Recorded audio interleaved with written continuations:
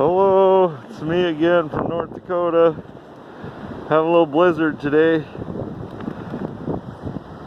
As usual, those trees are protecting us and the wind's blowing through there. But look at this, you guys.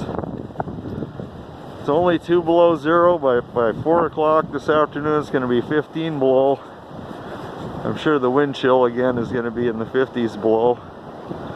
But boy, look at this, you guys. There's actually people went out in this and listened to the radio. They're in the ditch all over the place, I can't imagine. Look at that. Just white.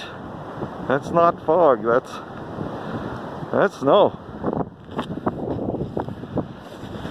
So yeah, got the regular attire on, North Dakota. Holy cow, huh? Hit a pickup.